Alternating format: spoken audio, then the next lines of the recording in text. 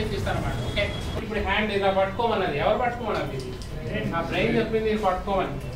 దాన్ని protocol signal అంటాం. ఆ ప్రోటోకాల్ సిగ్నల్ మిస్ అయితే మనకి కంప్లైంట్ వస్తుంటుంది.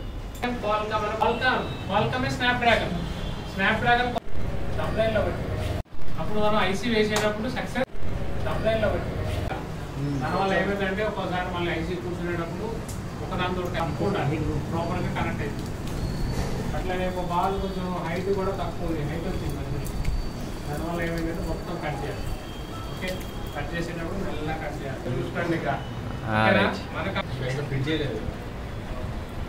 మన కంప్లైంట్ వచ్చేసి ఆడియో